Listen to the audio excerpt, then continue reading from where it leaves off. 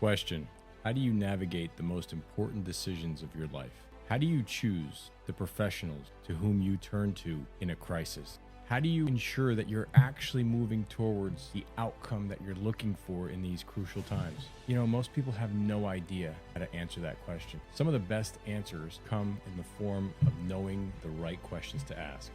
Enter the Right Questions podcast. Welcome back to another episode. My name is The Truth, and you will always find me with the right questions to ask. I'm sure some of you by now are like, why doesn't this guy just give us his full name, tell us his whole deal? Well, that's actually going to be the topic of this week's podcast, and it's all about freedom of speech and what is happening. I personally, in almost half a century of being alive, have never seen things get to where they are now. I mean, literally, the stuff that we used to hear happening inside of communist republics or communist nations is what we're starting to see happen here. And look no further than we've heard about all this Tenet media scandal, which pulled in the likes of Lauren Chen and Tim Pool and many others who now apparently are agents of Russia because they've expressed opposing viewpoints to that which is favorable to the U.S. government. Now, that alone should give you pause, right? Never mind the fact that there's other, quote, allies like Israel, who I'm sure have significant influence over many different programs. Let's think of Daily Wire as one example. And until we hear otherwise and can conclusively prove otherwise, why would that be any different? See, but these are the answers that no one will actually give you. These are the questions that if you ask, you'll typically be labeled an anti-Semite, or as Candace Owens has been pointing out recently, they will use to deflect or point out that you're unhinged to move right to ad hominem. It's a process that we've all kind of gotten used to. And, you know, look at Nick Fuentes, for example. He hit the milestone of 400,000 followers on X. Now, that's no small feat considering that he has been suppressed, actively suppressed, since he's 18 years old, or even in high school, he's been trying to live stream. So kudos to him. Although I will tell you that now his popularity his rising popularity is kind of concerning, but not for the reasons that you would think. It's not because, you know, he's going to form some resistance that could potentially ruin our country. To the contrary, it's that he's representing a lot of ideas that are really concerning, and he does it in an extremely intelligent way. No one can tell me that that man is not intelligent. He's extremely bright, very clever, very funny. And it's clear he's been doing this for a real long time. He's a pro in front of the camera. He knows how to keep an audience, and he's doing very well. So good for him. But at the same time, he often, and it may be for entertainment. And again, I don't know his history that well, but I think he had his start with Alex Jones for a period of time and other very theatrical folks that sometimes take away from the credibility of the arguments being laid out, right? So this is classic controlled opposition. Say things that are so crazy that when you actually speak the truth, people think you're crazy because they associate, you know, the message with the man. And so this is the part that, you know, I get it. There's one part entertainment, one part education here. But a lot of the times people will throw out the baby with the bathwater because of the extreme takes that he'll have on women, for example, or, you know, his perspective on how it's a forced obligation to choose a white wife when, quite frankly, he's attracted to Asians. And it's kind of funny, you know, but at the same time, if some clever news crew wanted to pull clips and point out his lack of credibility, it wouldn't be very difficult to do so given the subject matter that he enters in. But I think we're getting into a different time now where people are starting to realize that, hey, truth is truth is truth, okay? And it doesn't always have to be told by the perfect arbiter, and nor does it have to always be, it doesn't have to be told by the perfect arbiter, and nor does it always have to be perfectly told. So, look, what I can tell you is that there's been some legislature that's used, but it's passed the Senate and the House now. Basically, it's outlawing thought and saying that statements like "from the river to the sea" could, from here on out, be considered hate speech. And, you know, we really need to talk about what exactly is hate speech. Who gets to decide what's hate speech versus what's accurate critical thought, what's funny, you know, because all those things are actually interchangeable depending on who the audience is and who the arbiter is, right? And so with that said, as an example, let me show you what happened on TikTok, right? You've got a lot of political discourse happening between the folks that are pro-Trump, that are pro-Kamala, and look, that's great. And you'd wish that everybody would stay on the issues, but they don't. They go and they attack and they say horrible things that attack your person. You're an example. Lady, I guess, expressed sorrow for her father's death, and she went ahead and posted an awful comment. Her father passed away because of her daughter's political views. Now, some people would call that hate speech, and it would probably create a lot of hate inside of a person. Now, should that creator or should that commenter be punished? And why is that any different than pointing out that, for example, one particular country or one particular ethnic representation is overrepresented in politics, in media, in banking, in many other areas, and it may not be for the reasons that we're told? Why are we not allowed? Why would that be considered hate speech, or even making a comment like "from the river to the sea"? That's a genocidal statement, but literally making comments like "flatten them all, turn them into a parking lot," as we've heard Ben Shapiro make over and over again, and many like him, are perfectly acceptable. Someone's going to have to really define all that. Not to mention, let's understand, why is it that in addition to protected speech or hate speech classes and hate speech laws that exist now in all countries, why is it that there's also a separate breakout for anti-Semitism? Does anyone see anything strange there? We don't have that separate kind of protection for any other background, religious, ethnic, or otherwise. Is that not suspect to anybody? Now, this is all starting to come up in the media more and more. Quite frankly, it's been suppressed for far too long. And today, look, we all have access to almost the same quality of production that, 20 years ago would have been unimaginable. And so the messages are carrying the quality as long as the truth is there.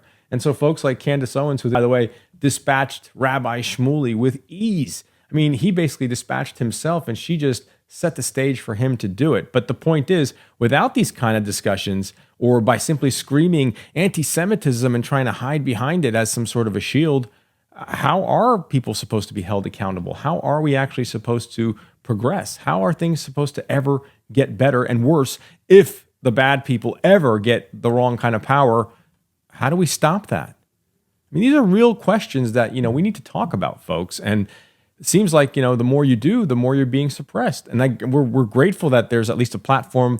There's multiple platforms out here that are trying to create free speech. But even there, you have to tiptoe around certain words. In other places, your videos are being suppressed or not being boosted. And so there's no perfect system yet. That's for sure. But it's clear that they're clamping down harder and harder, and it's only in one specific direction.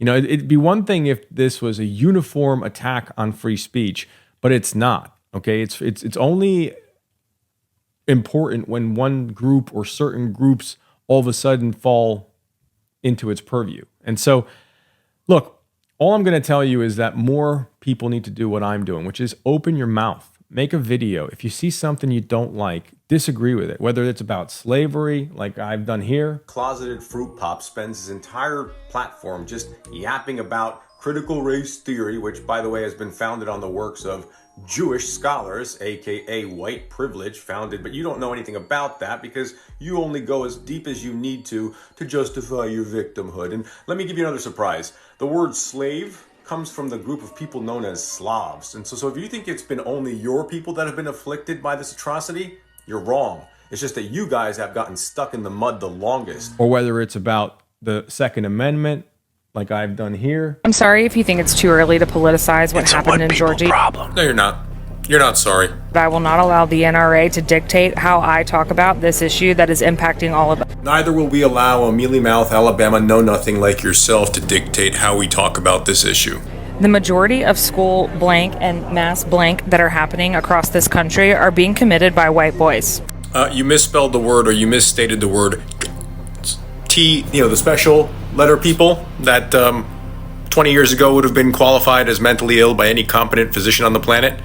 They've actually had a pattern in recent years, if you really want to look closely, whether we're talking about the Joel Osteen. Check this out. 100 points for anyone who could see what's in common between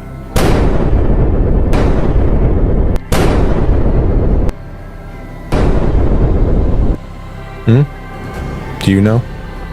I think we have a problem. This most recent shooter yesterday, or look past and look a little closer than just their skin color. But does anyone else find it strange that this woman was literally getting 200 views on the most basic content ever, but as soon as she points out that it's a white problem and an access to pew pews problem, that all of a sudden her video is boosted to the millions of views? It's getting too obvious, TikTok. You're gonna have to do better. Go ahead and shadow ban this video. Almost 2 million views in 24 hours. Can we not see the agenda here? And look, if you're gonna be the mother to some boys, make sure you tell them the truth. It's not an access to pew-pew issue. It's a mentally ill issue. Right question. We all have a responsibility to participate in the discourse. And quite frankly, we need to reach out right now, immediately, and understand why is it that there is this one group in society who has the additional layer of protection legally, above and beyond just regular hate speech laws now, is being and are pursuing more. Never mind the fact that the U.S. has really been the last stand of free speech in the sense that in most other places in the world, you can literally be locked up, spend time in jail for what you've said. Matter of fact, there's been, I think, a recent story that was coming out of Scotland where misgendering someone could, I think, land you up to 7 years in prison. I mean, this is ridiculous, and it's pretty clear that it's been being used as a distraction to divide rational and reasonable society. Okay, this cannot continue, and this will be the cause that drives people to revolt. I mean, and we're not calling for that, but you cannot continue to suppress rational discussion under the guise of hate speech or accommodating one group. I mean, look, I want to think of myself as a superhero, okay? I want everybody from here on out to treat me like I have superpowers because that's my wish. That's how I identify. I identify as a superhero. So when I walk past you and if I tap you on the shoulder, fly back, as far as you can so it looks like I have super strength. I'm going to demand this from everybody in my reality. Now, it sounds preposterous, but 50 years ago, if a woman walked into a man's clothing shop and decided to say, hey, treat me as if I'm a man, call me a man, not just dressing up, but I need you to actually live in the reality where I'm a man, it would be ridiculous. Just as ridiculous as a man 50 years ago going into a woman's shop and saying the same thing. Don't just give me a dress. I don't just want to play dress up. I need you to see me as this, as if it was real. Folks, come on. And now criticizing this or misgendering someone, no, it's time. It's time that we don't allow them to believe that they will now encroach on our free speech rights all the more because there's been a noticing like never before of who's in power, of who's actually creating the problems, of who is driving the division, of who's funding the actual studies that are awful for society, be they transgender ideological studies, be they reparations studies, be they gassing up certain populations as being more oppressed than others, when in fact, if you look far back in history, all of us have been oppressed, okay? And that was one of the points that I made in those previous videos about how slavery doesn't make you special. Matter of fact, the word comes from Slavs, as has been explained ad nauseum, which were a group of whites in Europe that were taken as slaves in the 9th century. So with that said, look, folks, we all have a responsibility to be active, to share our voices. We have a responsibility to have a civil discourse. And at the end of the day, if we can't have civil discourse like we saw with that one example in the comment section, then we can't have one group be protected from getting their feelings hurt at the expense of others. It has to be an equal playing field. And up until now, the best thing we could have come up with is giving free rein to all. Now, of course, if anyone is sitting there and calling for dangerous action or violence against another, that's one thing. We're not talking about that kind of freeze. But hate speech and trying to define that line is a slippery slope that we should never even attempt to cross, because what could be hate speech today could be appropriate speech tomorrow, could have been funny speech yesterday. And who actually gets to decide? This is the point. All we're doing is putting more power in the hands of a smaller group of people while silencing our own voices of dissent. And this is one of the reasons why the whole idea behind Web3, digital ID, has become so strong. And they're trying to find all these different ways to get it to show up through crypto and through other areas, because ultimately, even that, the ability for Anons to go on and make videos and make comments and make memes and drive discussion is an incredible power that we as a society, especially the do not haves, have today. But once every single comment that you ever post on the internet will be traceable to you through digital ID, that anonymity is gone no matter what your account name is. And therefore, there'll be a lot of people who won't say things that have spurred very necessary discussions because of the fear of repercussion. I mean, you don't have to look any further. Look at all these folks who are now being canceled. They no longer have payment processing. They're no longer on YouTube. They're no longer on anything. And most of these folks, from what I gather, the facts early on are showing that they had no idea. They were just carrying on doing their content as they would have. So we have a responsibility. You got to stand up for free speech. If you like content like this, if you like content like Nick Fuentes, if you like content like Candace Owens, if you like content like Tucker Carlson, and look, a lot of these folks, I'm not saying are perfect, and maybe some of them are even controlled opposition.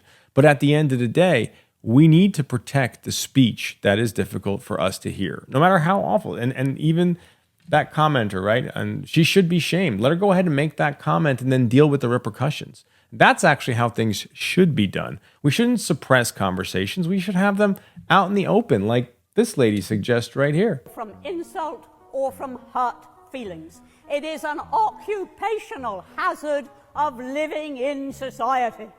And if you really can't take it, become a hermit.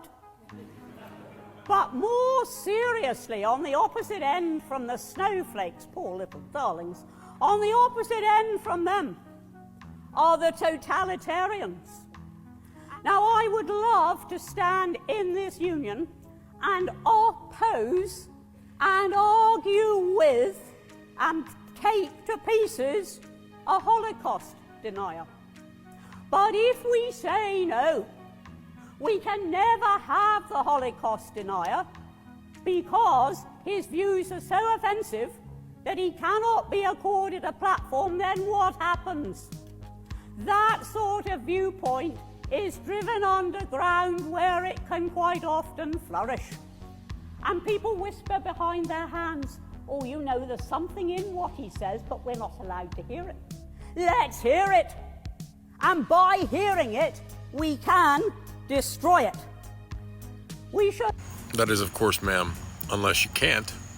For example, how many people really know, that the totals at Auschwitz, the most famous death camp, have been adjusted downwards by almost 75%? Did you know that? But yet the total number of people remains the same. That's some math there. Before you shriek, please no, don't take my word for it. Here's the Chicago Tribune, citing it. But whether or not you do the homework to see that I'm correct, and in fact the numbers have been adjusted downwards by the millions just in the one camp alone because they were questioned on how it could, for example, process that many in the chimney, which was impossible, or the crematorium.